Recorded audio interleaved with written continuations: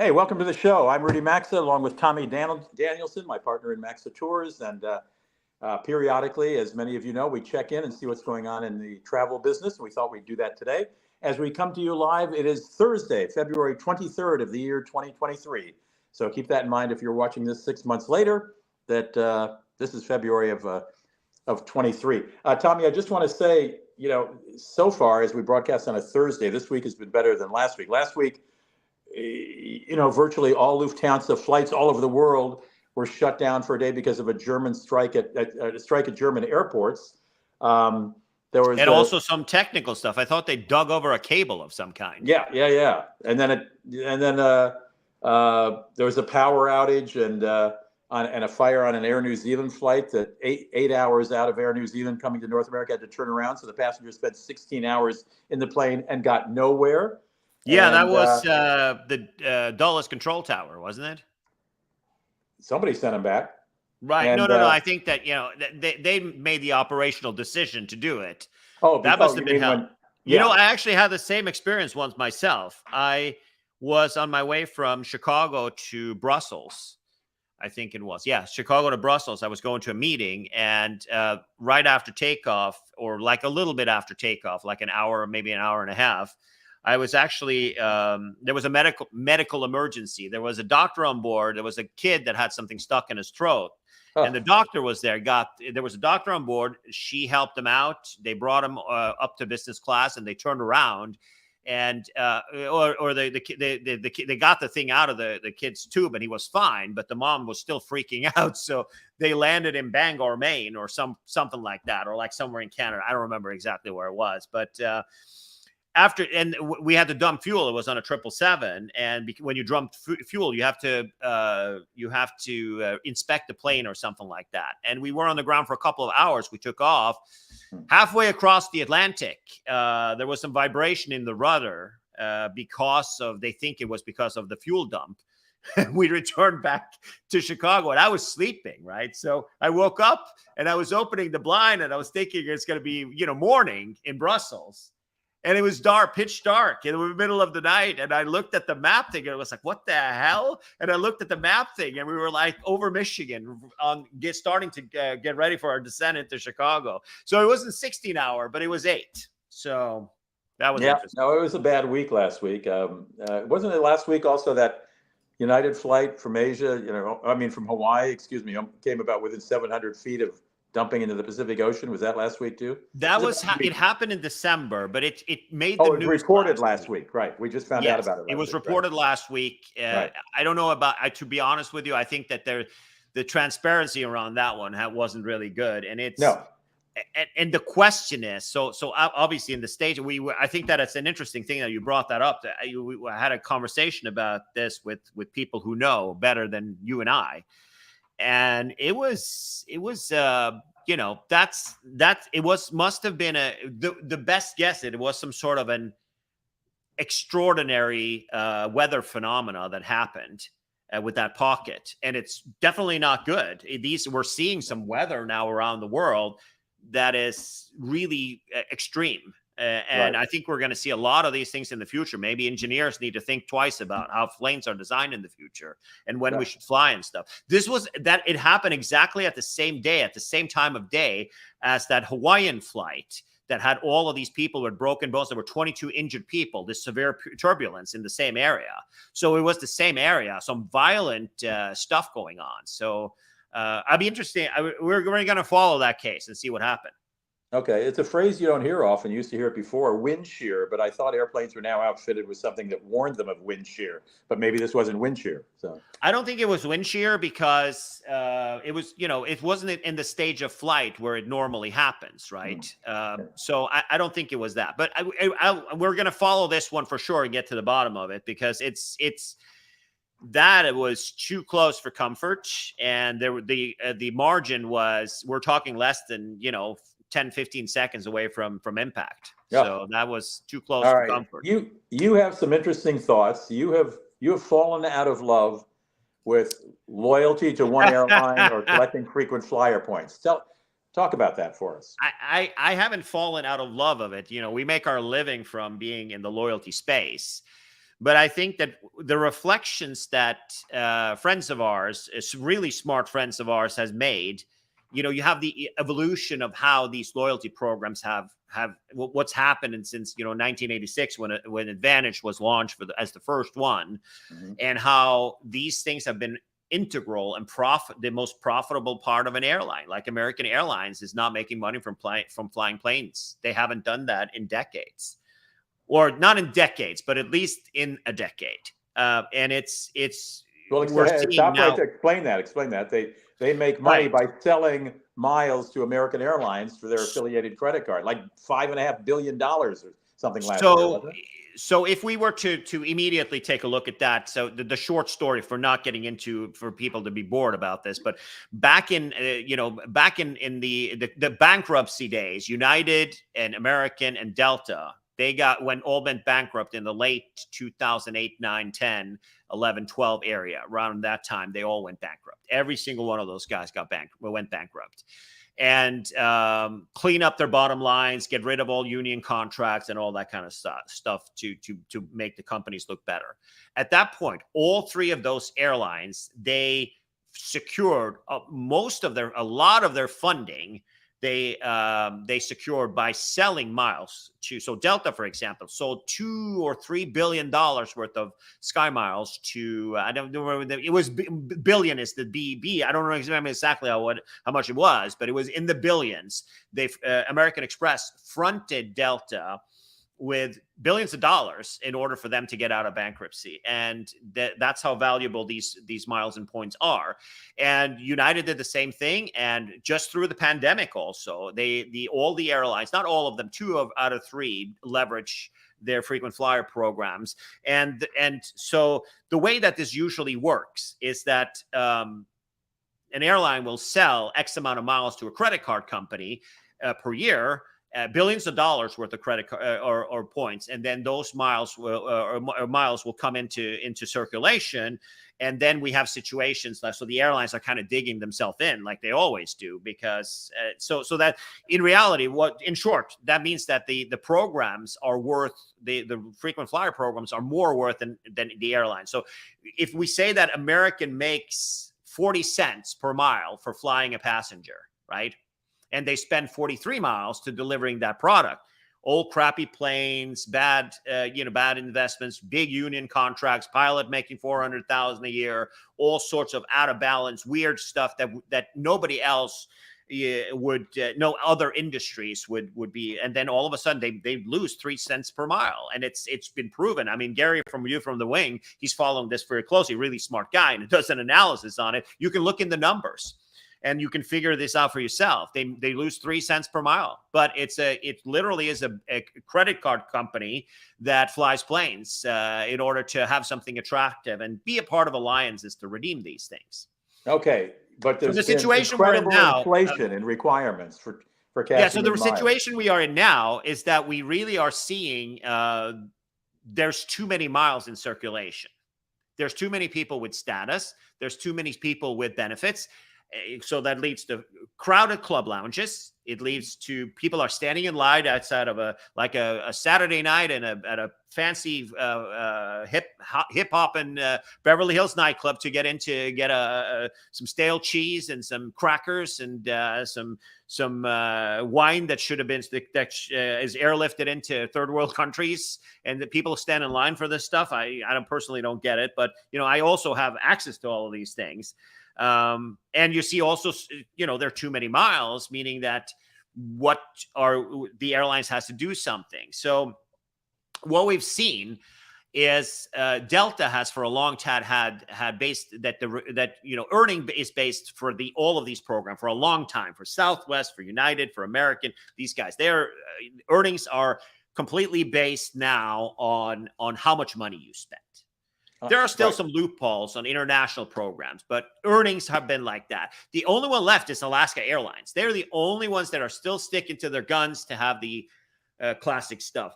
But I'm sure that their shareholders are more than happy to make that end very soon, right?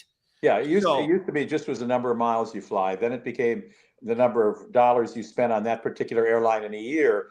but the number required, the amount of dollars you have to spend keeps going up and up. The amount of miles you need to cash in for a ticket, particularly on Delta, because that's my hometown airline in Minneapolis, St. Paul. It's ridiculous. I never use miles for a ticket. It's outrageous. Sometimes I use miles to upgrade. I'll use Delta miles on one of their, their marketing partners' airlines, whether it's Air France or Korean Air, because it's a better deal. But man, using it on, I mean, Delta is like charging hundreds of thousands of miles for tickets that ought not be priced that highly in miles. Right. Yeah, and so the earning part we're used to. Southwest is the only one that has for years now done the redemption part. So they just changed it a couple of years ago again to be worse for the consumer. But they have earning is the same and redemption is the same, meaning that when you earn you get this and when you burn you get that. It's like a power company. When you sell solar, when you sell energy to an energy company, you get squat for it. But when the light's off, then your solar panels are not working at all. Then all of a sudden the power it costs 10 times more. It's the same game, right? But we've kind of been spared for this for a while. Delta has started. I was going to just do a couple of examples. This is not, we have not done this in advance. We have not done anything in advance. We're just taking a look. Let me see if I can put the screen up here. And we literally have not,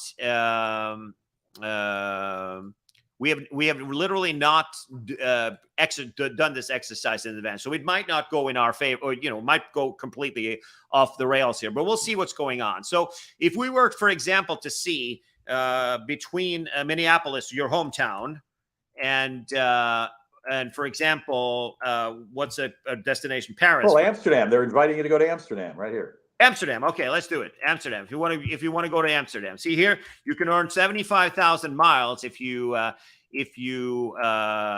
sign up for their credit card for business owners, right?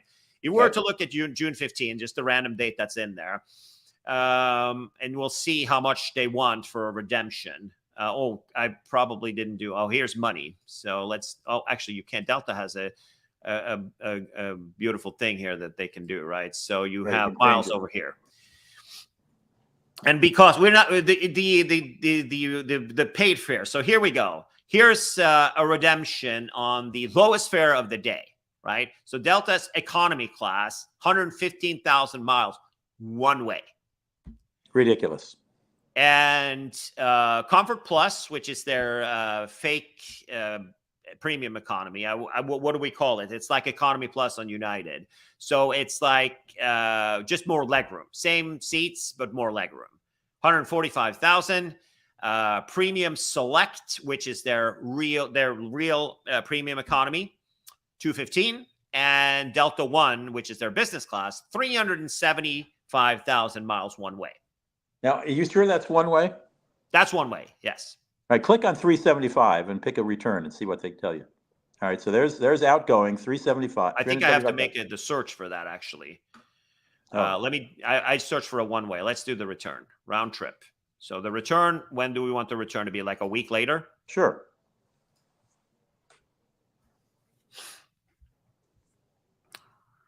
It is, and I wouldn't call June 15 isn't like really prime time. Schools are still going on and things like that. So let's see. So you can get round trip for $1,700 round trip. That's how much you can pay for regular economy.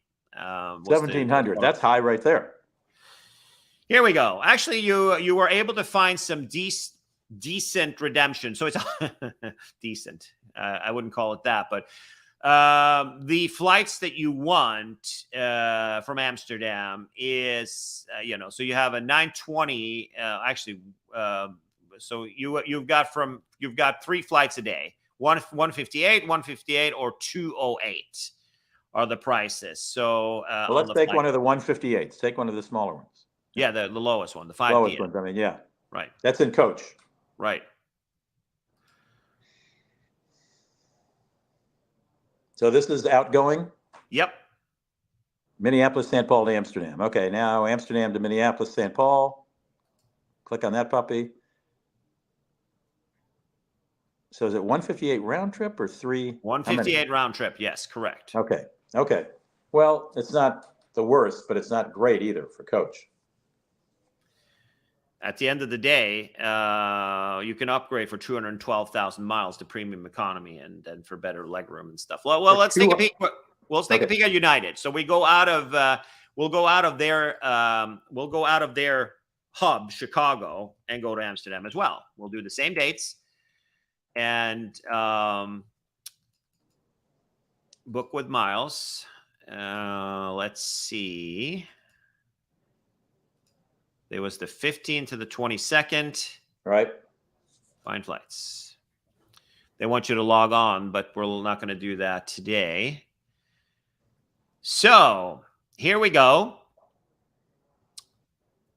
They've got only one daily from obviously, you know, Amsterdam is a hub for Delta, for Sky Team. It's their home hub, but 70,000 miles one way, and the return a week later. Actually, that's the normal Saver Award price. And when I log on, I get more discounts than that. I'm not going to obviously do it here. That's nonstop, right? That is nonstop. Yes. Okay. Correct. So what is the total on a return? I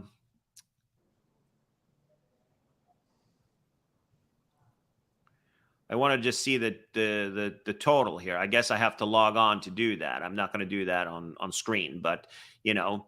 So that was how much? So it's 70,000. So it's 100,000 miles round trip. That's 58,000 less than Delta. Correct. So it pays to shop around, and it would actually almost pay for me to. Yeah, but look at here, my business class. You could get business class for 97,600, which is not bad at all. No, that's my God. Compared to Delta, that won at heaps. And you can also do, if you stop in Zurich, you can also do 68,000 with This is the Partner Saver Award, right? So you can do business class and go through Zurich and then do Swiss from Zurich to for 68,000 in the front of the plane. 68,000. That's incredible compared to Delta. I mean, that's highway robbery on the part of Delta. It really is. It sure is. Let's do American just for the hell of it. And okay. From them, it would be, what's their hub? Chicago also kind of? Or is it want to do Dallas? Yeah, Chicago. They're Chicago hub. You could do JFK if you want, probably the cheapest. No, New York is a different market. DFW to Amsterdam. I don't know if they have flights there, but we'll figure that one out. Redeem miles. We are going. Where are we flying out of? I can't see on my screen. DFW. Yeah, Dallas Fort Worth to where? Amsterdam. Okay. To Amsterdam. Doing Amsterdam. Same days. Okay. I don't know if they have flights there, but I think they do. So let's see what we can find here. How much are they going to ask for? All right. So we can see that business class is extortionately expensive, right? I can't see them because I'm on a phone. How much is it? 62,000 for main cabin, premium economy 290,000, and business is 507. Oh my God, $1 million. Oh my God, $500,000. Web special, my patootie. And then let's see what the return has to offer. Same gig, 62,000. And so that would be round trip 62,000. So that's actually decent. 62,000 miles. American wins. That's in coach, right? That is in coach. If we were to go back and choose business class, I wonder if this is 177. Is that just a one way or? Yeah, so it's one way main cabin, the other way 177 if you want to do premium one way and main cabin the other. But American wins on the coach thing. But in reality, so it looks to me like United and American are still offering that 30,000 or 20,000 saver or whatever it is that it used to be one way to Europe. It seems like they're both doing it. So American was available both days that we looked at for 30,000 miles each way, which isn't that bad. Right. So it looks to me like it is Delta that's gouging the most out of these guys. I'm not surprised. I mean, I love Delta and I'm a diamond, but man, let me tell you. All right. So, I mean, at the end of the day, if we were to conclude what we're talking about here, I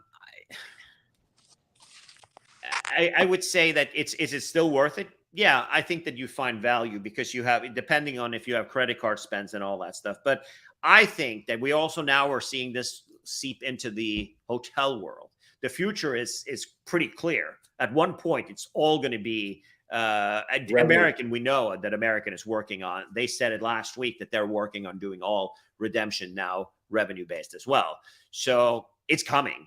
It's Right. Eventually it'll be the case. The question is, how stupid are the airlines going to be? Because there is for sure a breakage point where people just don't care anymore. And then all of a sudden it's free for all. The American carriers are not going to care that much as the international carriers are going to do, because literally is no competition in the air in the United States. We just have too few airlines. The governments have, the country, the way where this country is run by lobbyists, and all of these airline mergers, Northwest and Delta, and United and Continental and American and US Airways, and now also JetBlue gobbling up Spirit. It's not healthy. This would never fly anywhere else in the world. And it's because of we have such few airlines that the airlines can get away with this kind of stuff.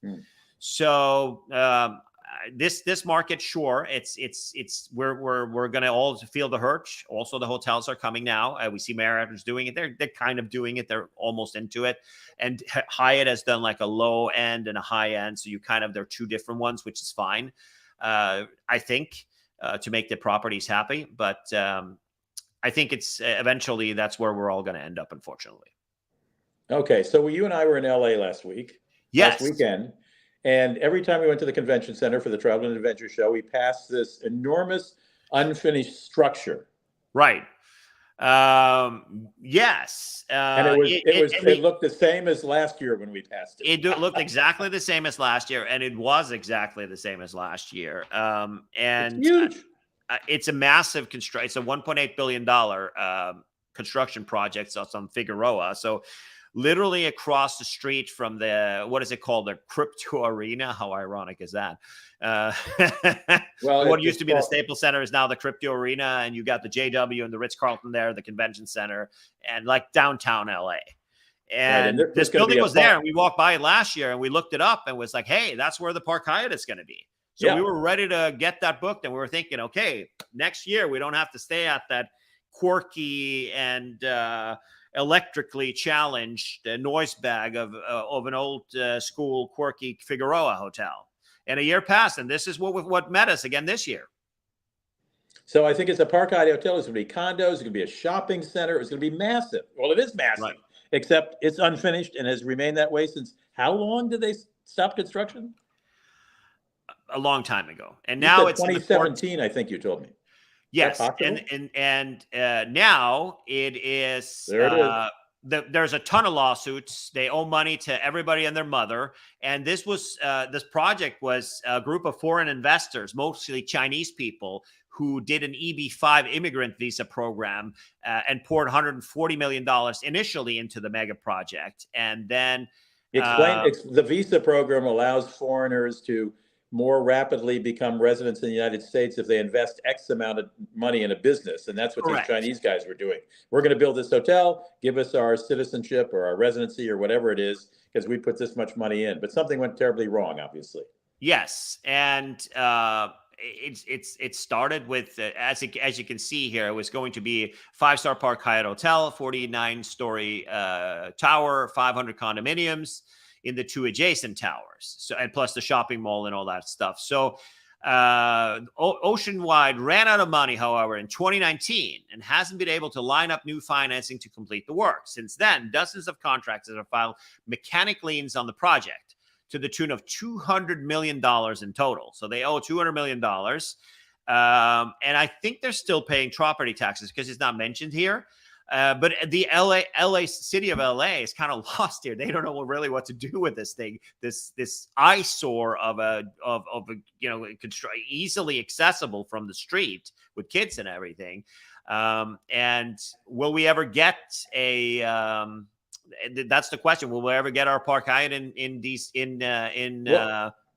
you imagine them tearing that down though? Look at that. I don't imagine turning it down, but I will say that they will probably have to sell it at auction or something, right? Sell it cheaply to somebody who can complete it. Yeah, well, usually it's Chinese that comes and pick it up. Maybe there's an Arab or something that wants to come in and spend a few $1 billion on it. But I mean, at the end of the day, we were talking about it when we heard that that's where the Park Hyatt was going to be.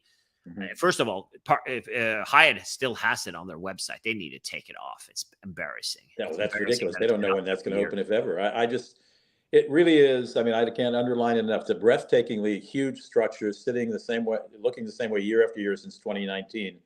And somebody's either got to come in with a lot of money and say, okay, I can complete it, or it sits there forever and just crumbles. I mean, it's right in the heart of downtown, across from the convention center and the Staples Center, whatever it's called now, the big convention center and all the it's called the Crypto Arena, where the LA Kings play, among others, concerts and all sorts of stuff, right? Yeah, but the shopping center's got its own name. I mean, it's a very thriving, a lot of people down there all the time for games and for restaurants and stuff. I wouldn't say that's not where we like to be when we're in LA. No, I don't think it's the perfect place to be if you're a tourist, but if you're going to any convention, no, I mean, it's an okay area, but I don't think it fits in. There's no other luxury hotels around there except for the Ritz, right? Right. Yeah, the JW Marriott and the Ritz are there, but this is just it's such a monstrosity that you can't believe. You don't know what they're going to do. I mean, how can you tear it down? I mean, you can blow it up. What are you going to do? I don't think they can blow it up, but we'll have to see. I mean, we went a year went by. Maybe we'll check in again next year when we're at the Travel and Adventure Show over there. I'm sure we will. What we did see is that the building next to it is now finalized, and that's actually a Moxie and an AC hotel, both of them. Yeah, and it's big as well. Not this big, but it's big. And I went and talked to some of the guards at the front door, and they said they're opening in March, which is I know. They popped up on the website. Jamie found it on the website a couple of days later, so it's now public that they are opening now. The question is, so this is like the typical Marriott gouging these destination fees. All of the Marriott hotels in the area there, except for the Sheraton and the Westin, has this destination fee. So those are like $25 to $40, aren't they? Yeah, it's like $40 for the JW and the Marriott, the JW and the Ritz both have it. It's like $50 with taxes and stuff per day. And the question is, will this one also have a destination fee?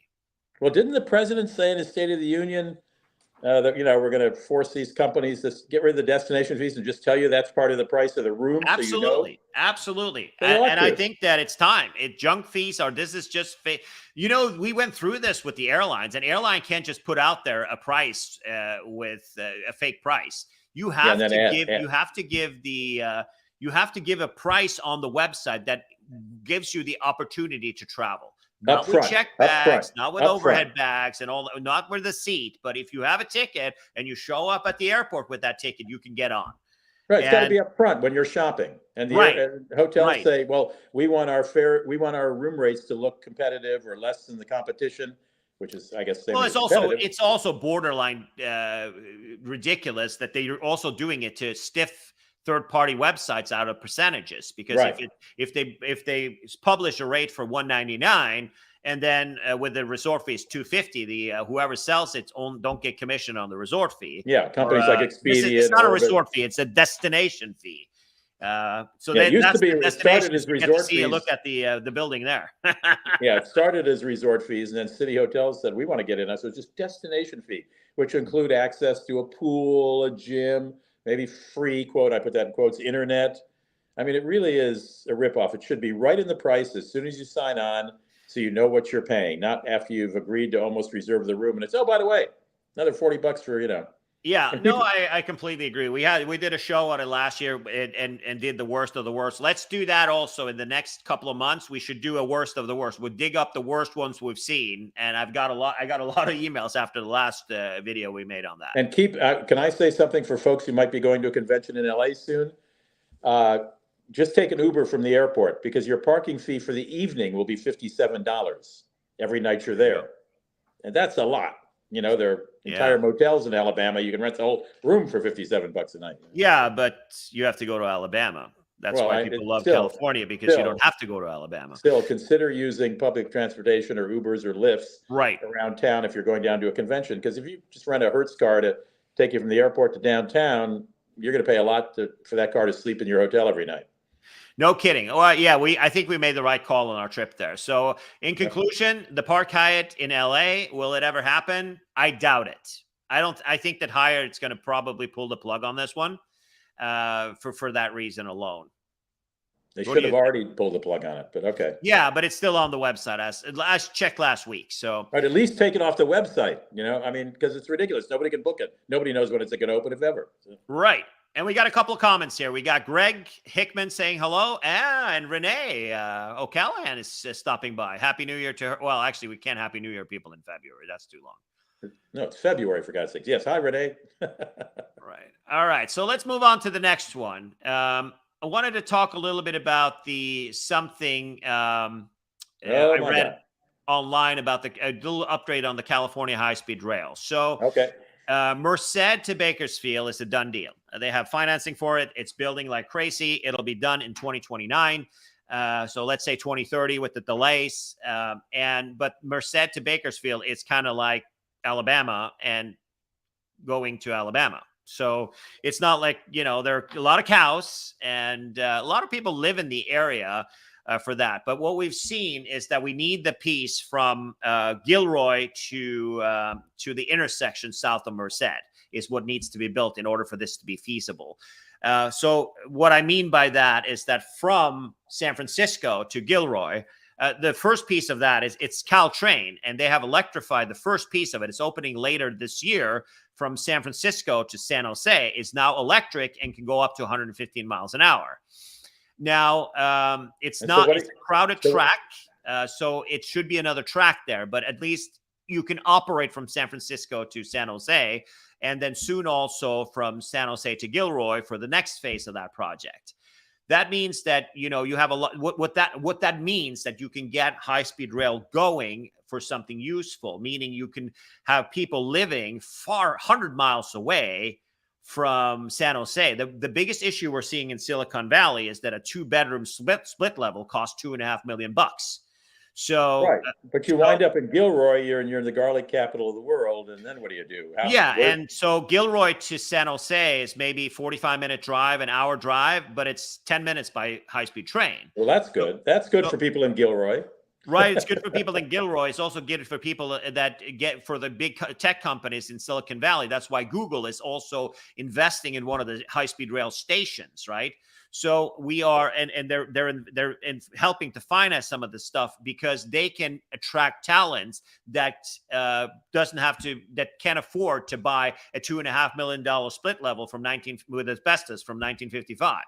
Right. So that's the whole goal, is that you can live outside. You sit down on the train for 15 minutes and you go, 220 miles an hour. And then all of a sudden for 15 minutes, that means that you can live far, far away from there. Right. All right. If you go south, what's the stop going to be after Gilroy? So Gilroy, the next one is Madera is the next stop. All right. Then, down to Bakersfield is also done. The news here is it surprised the hell out of me is that there was up for a $2 billion grant that was applied to the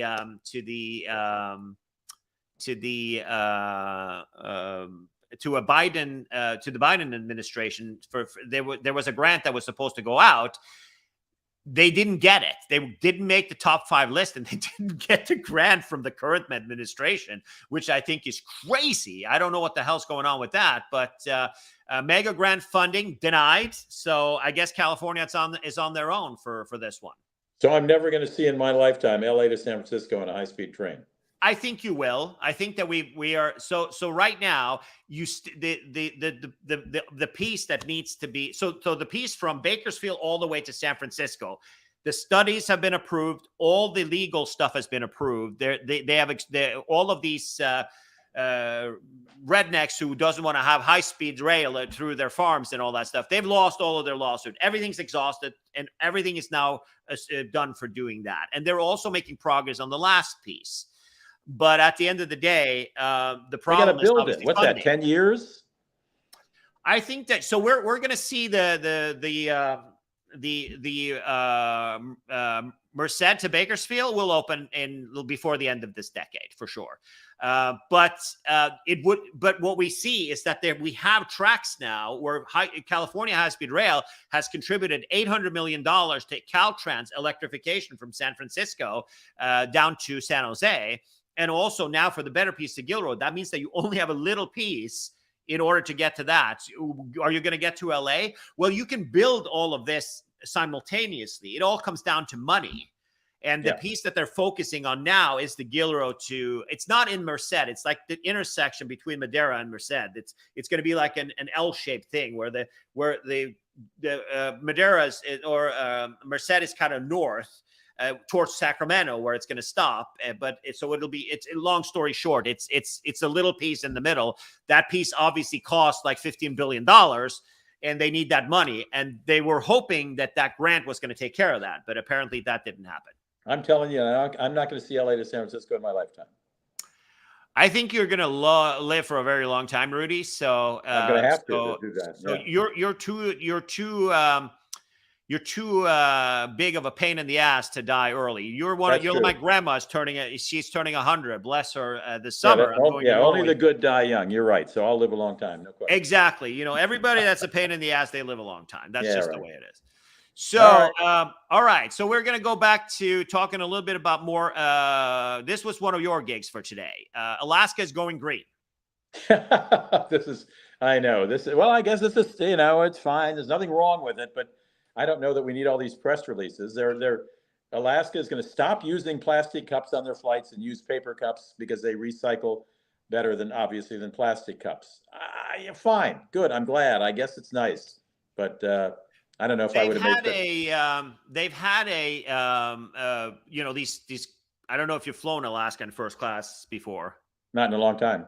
Yeah, so they have these the same type of milk carton things. Yeah, they've had those in first class for a long time. So pre-departure, there's always a couple of these milk cartons with water waiting for you. They've had that for a long time, and this is obviously a doctor thing. The thing with those milk carton water things, and you tasted it this weekend because the Hotel Figueroa has the same thing. Yes, they had them in our rooms, right? It just has a weird paper taste to the water. It's just not very appetizing, but I guess that's it. But I think these cups we're talking about here is more like a doctor's office cup, right?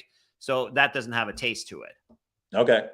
All right. Big news. The other thing you had was Southwest reports the fourth quarter. They lost money in the last quarter for sure. We knew that, right?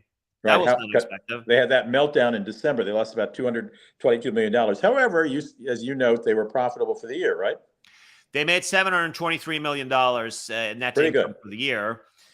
Which, their revenue was definitely up, but they still have, big challenges ahead of them this year. They don't have enough staff. They still have, they're training people like crazy, but they still have a significant amount of planes on the ground still. And I'm noticing it here where I live because this is a 56%, Southwest has a 56% market share. And I noticed when Melinda and I are coming home from Zurich, we have to do Southwest from LA to Sacramento. And the last flight from LAX, there's more flights, of course, from Burbank, which is their main LA destination. But the last flight on a Friday, mid-March to 17th, the last flight, I said 3:55 p.m. from LA to Sacramento. So they obviously don't have enough planes. They don't have nonstops from Sacramento to Chicago. They don't have nonstops every day to Baltimore's all gone. It's a big hub that they used to have, and also not every day to even Dallas Love Field. They have every day here. So boy, they must have lost a lot of people over COVID.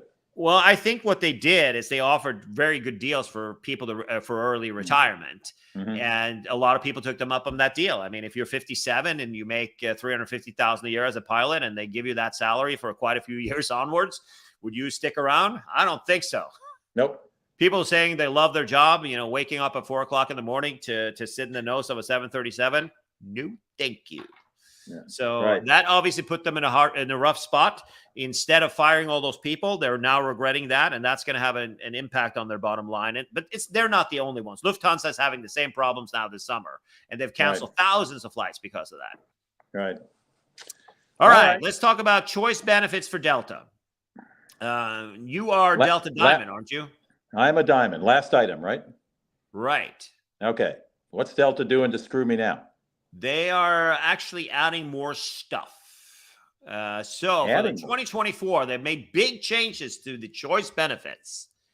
Most Sky Club options are now gone, but they've added valuable new options such as statement credits for cardholders, Delta vacation vouchers, and the ability to gift elite status to 2 people on a single choice benefit. Instead of 1. Okay. Let's look at it. So you get, as Diamond, you get 4 regional upgrades. And those regional, what is that in the United States? Yeah. And I think it might include the Caribbean or Mexico. I don't know. I've never used them. I always choose the 4 international. Is it still 4 international? That's your Diamond, so you get those. The other guys don't get them, right? Right. Do they still give 4 internationals? 4 global or 8 regional, or 2 global and 4 regional. That's okay. All right. I just care about the 4 internationals. I'm glad they kept that. They didn't take those away. Then you get statement credits for Delta Platinum and Reserve cardholders. If for Platinum status members, you get a $200 statement credit, can be a choice, and $500 for Diamond. Toward flights? $500 statement credit, so you get your money back. Yeah, if you charge, just $500 you put on the card no matter on what? Correct. Well, that's pretty good. Starbucks reward stars, 4,000 Starbucks rewards. That's a crap load of coffee. Yeah, you have to, by the way, for those who are watching, you don't get all these things. You get to choose a couple of these things each year. You don't get everything on that list. Then you get Delta Sky Club Executive membership. What does that mean? I have no idea. There is no second club. They don't have any like first class. No. I think that it has to do with like you get you're a member of the club or whatever. Or you get a guest maybe for free or something. Something like that. Requires 3 choice benefits.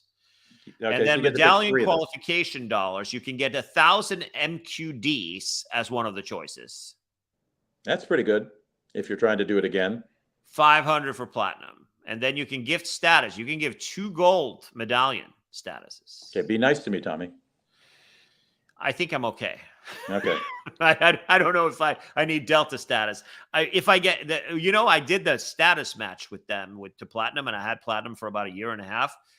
I never got those great offers that I used to get when I had no status at all. So right now I get like from here to Minneapolis when I go to see you when we have business meetings and something. It's either $99 or $149. I pay for an upgrade with no status at all. But if I get perfect. If when I had platinum, I didn't get anything. Oh my God. So you can do bonus miles, 20,000 for platinum and 25,000 and you get 3 of these, right? Yeah. It used to be 2. So this is an addition, 3. Right. So here you'll get 3 now, right? And then you have Delta Vacations, $500 for flight and hotel. Sustainable aviation fuel contribution. How many people do you think is going to waste one of the benefits on that? Nobody. Or a $250 vouchers for both of them. Okay. So you get these when you pass the level to platinum first, or do you only get one of them? Say that again.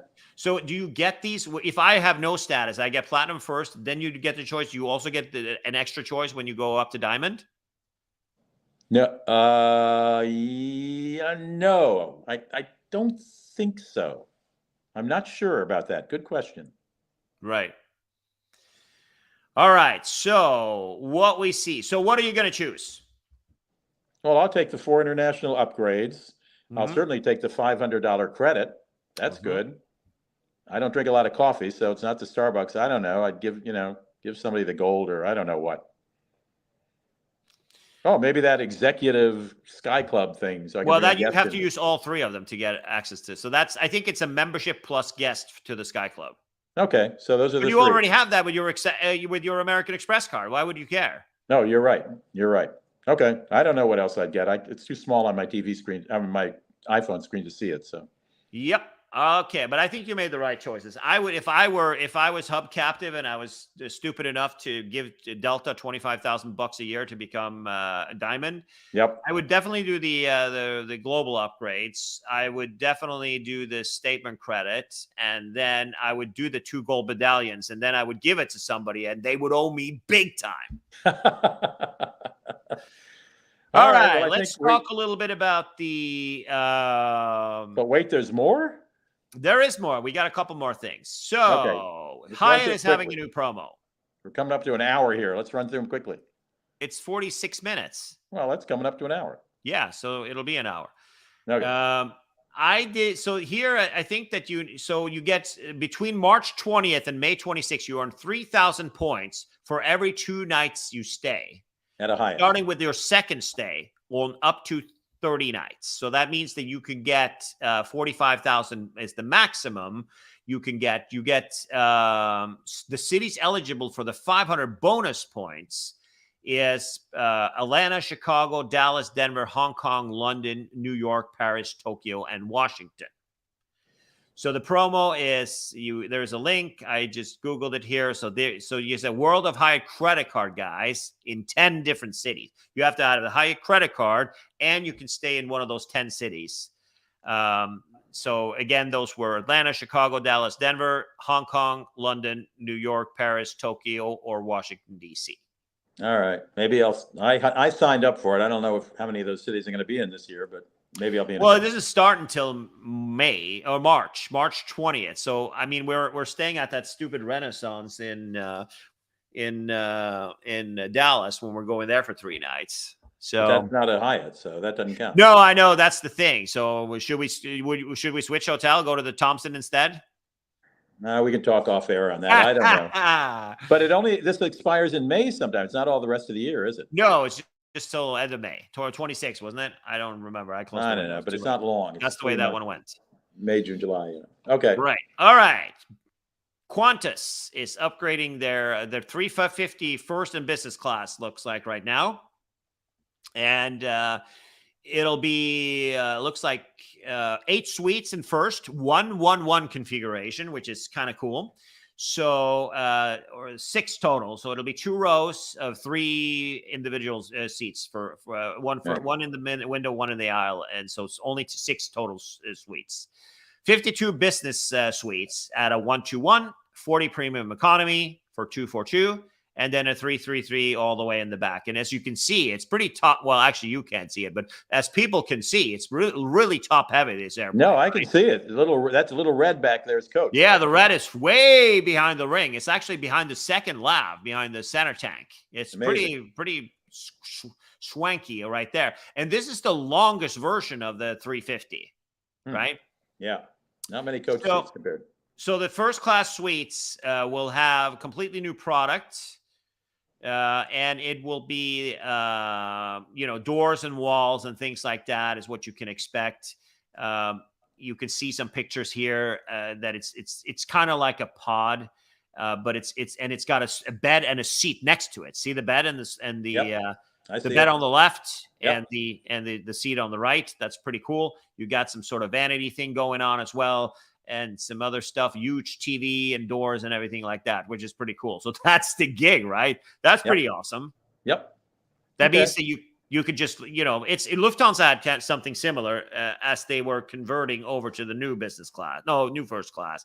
They used to have 16 seats upstairs and 16 seats. 16 was the number of business or first class seats that Lufthansa had on all of their aircraft. Then they changed it to 8 as a standard. And while they were converting so you had all the 747-400s, they had 16 seats upstairs.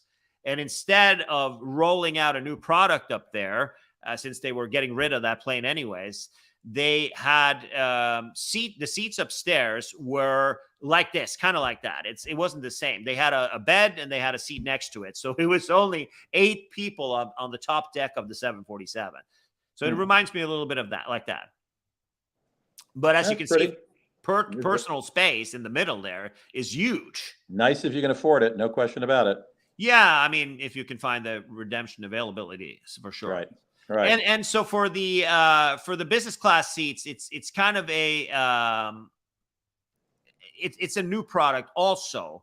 And to me, it kind of looks like it's staggered in the sense that you got to put your feet in the hole, normal thing. So you have one seat on the left and one on the right, kind of like Polaris. Yeah. But this looks like it's a very solid seat. It has a door, so you can get some privacy. And yeah, so and they got something called a well-being zone. It's not a shower or a bath. It's where you can go and stretch out a little bit. So you'll have like a screen where you can see, you can do like, stretches and things like that because of their ultra long flights, right? Like a little urban park in the middle of the plane. Yes. Yeah. So they have water bottles and some bananas and whatever is in there. Fast free Wi-Fi, which is starting to become a thing. And that's pretty cool. Okay. And last but not least, Lufthansa is doing everything they can to be unpopular. They had that situation a couple years ago with those Hasidic Jews causing a ruckus on the flight, and they decided everybody connecting in Frankfurt looking Jewish should be banned from their flights for the next round, and they screwed that up, and it cost them a ton of money. Now it seems like they're dragging their feet on EU compensation. So Lufthansa is either refusing or just ghosting people. What do you think about that? Well, from what you've told me, it sounds really bad. If they owe people money, I think that Lufthansa is in a heaps of trouble these days, and there's a compensation. As you know, in Europe they are trying to not make every piece of the government be on the business's sides. Right. So if somebody screws up, there is compensation due, compared to here in the U.S., where the whole country is run by lobbyists. Right. And so what they do is that you can get up to 600 euros if you are delayed more than 3 hours on your intercontinental connection. So looks like a lot of people have been doing claims. They see here, for example, Carolyn from Northbrook, whose family's owed 1,800 euros for similar flight delays. Unlike you, she balked at sending her bank information via email, but her multiple requests have someone call her to get the information. And their 2 postal letters to Lufthansa with the confirmation went unanswered, and the case was summarily closed. So they screwed her over. Jennifer from Denver, who was similarly ghosted when she refused to provide bank information over email, instead requested a check or other means of payment for the $275 she claimed for expenses for her lost luggage. Ghosted. Rory in Oakland, California, who called Lufthansa to book a flight for him and his wife, only to find out later that the first leg was a code-share flight on United, which doesn't permit cats in premium economy. Though Lufthansa had booked the flight knowing he was bringing a cat. They would not downgrade him, forcing him to buy a new ticket to sit in economy with his step. Ghosted. Stacy in Austin, who canceled a flight early in the pandemic, tried to rebook for exactly a year later and could not, despite Lufthansa's rule allowing a credit for 1 year. So they seem to be not answering their phone calls, not doing emails, and getting. They're kind of the big outlier here, just like Air Canada was an outlier. It's not very German of them. I mean, the Germans are usually pretty precise on these things. Yeah, and also since the government in Germany took a 25% stake for 10 billion euros in Lufthansa when to get them out of sudden demise during the pandemic, this is pretty lame. Yeah. Well, all right, Tommy. I think and of course there's a Lufthansa response here. Let's look at that. We understand and regret the frustration and confusion that some of our customers have experienced during the past few tumultuous years. Of course. Lufthansa services have experienced an extraordinarily high number of customer contacts initiated by strong increase in travel demand after the pandemic, flight cancellations, and conflict booking inquiries, leading to longer flight times. In response to one of the guys in the claims that the New York Times spoke with, Lufthansa categorically and we vehemently reject these unsupported allegations. We are a customer-centric company, and our top priority is to make sure our passengers have the best and safe and most enjoyable travel experience possible throughout the entire travel chain. And on that words. Yeah, no kidding. Not so many deeds. And that's the Miles and Points Report on February 23rd of 2023. Indeed it is. Nice seeing you, Want to wrap Tommy. it I'll up, talk to you. Mr. Savvy Traveler?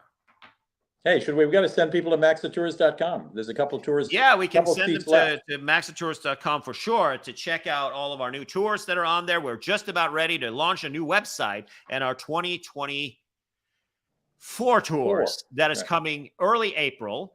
And that's going to be quite a big lift for us. We are I'm not going to lie to you, overworked and exhausted and frustrating to start a travel company 6 months before a global pandemic starts. But we're not complaining. Nope. Who's complaining? Not us. Not us. So we are reinvigorating ourselves, and we're doing the straps of the boots or whatever it's called. Bootstrapping it. We're gonna get there. The tours are great. Maxatours.com. Check it out. Tommy, yep. I'll talk to you later. Thanks, Rudy. And thanks to everybody for dialing in. And we'll see you. Should we try this again in a couple of weeks? Why not? Giddy up, guys. Enjoy your week. And there we